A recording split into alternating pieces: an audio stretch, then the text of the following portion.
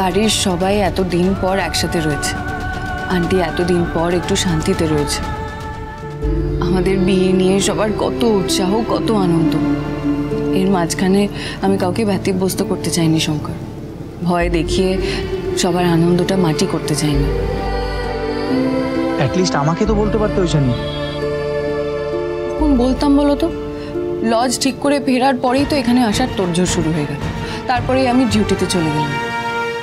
তার মাঝখানেই যে আমার উপরে সেকেন্ড অ্যাটাকটা হয়ে যাবে সেটা তো আমি ভাবতেও পারিনি। আমি ভেবেছিলাম আজকেই তোমাকে আগুন লাগার ঘটনাটা বলবো, তার মাঝখানেই আরেকটা ঘটনা ঘটে গেল। এইভাবে তোমার উপরে একটার পর একটা অ্যাটাক কে করাচ্ছে বলো তো? হারাধন সরকেল নয় তো? কিন্তু ও তো ঐশানী লকআপে। আমার মনে হয় শঙ্কর, হারাধন সরকার নিজে হাতে এই কাজগুলো না করলেও আমাকে মারার চেষ্টা করার পিছনে আসল মাথাটা ওরই। ও যে ওর ছেলের মৃত্যুটা এত সহজে মেনে নেবে না সেটা আমারই বোঝা উচিত ছিল।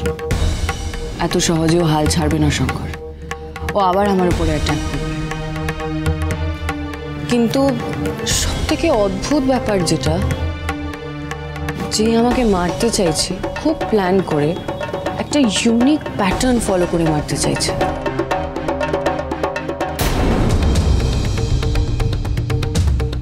কোনো রকমের কোনো গোলাগুলি বোম দিয়ে নয় শঙ্কর, সে আমাকে এমনভাবে মারতে চাইছে যাতে তাকে সহজে ধরা না যায়, তার বিরুদ্ধে কোনো প্রমাণ না পাওয়া যায়। সে যেন আমার বুদ্ধিকে চ্যালেঞ্জ ছুড়ে দিয়ে বলছে, দেখো ঐশানী ঘোষ, আমি তোমাকে মারতে চাইছি, পারলে আমাকে ধরে দেখাও। ঠিক মেজো বৌদি, ঠিক। তোমাকে আমি চ্যালেঞ্জ করেছি। তোমার তো বুদ্ধির খুব অহংকার। তোমার নাকের ডগায় ঘুরে বেড়াবো আর তোমাকে মারার প্ল্যান করবো। ক্ষমতা থাকে তো তুমি দেখাও আমাকে। শঙ্কর, এই প্যাটার্নটা আমি কিছুতেই ক্র্যাক করতে পারছি না। কিন্তু ঐশানী তুমি এটাকে প্যাটার্ন কেন বলছো আমি সেটাও বুঝতে পারছি না। প্যাটার্ন আছে শঙ্কর, প্যাটার্ন আছে। কি আগুনের ঘটনা, আজকে গাড়ির মধ্যে তোমাকে দম বন্ধ করে মারার চেষ্টা, এটা কিসের প্যাটার্ন আছে ঐশানী? আগুন, তারপর আমাকে দম বন্ধ করে মারার চেষ্টা। দম বন্ধ করে মানে নিঃশ্বাস বন্ধ করে,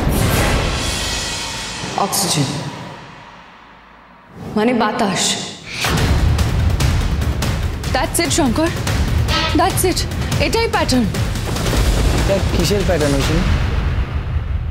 পঞ্চভূত শঙ্কর, মাটি, জল, আগুন, বাতাস, আকাশ। হরগৌরী পাইস হোটেল, সোম থেকে রবি প্রতিদিন রাত 10টায় স্টার জলসায় ও ডিজনি প্লাস হটস্টারে।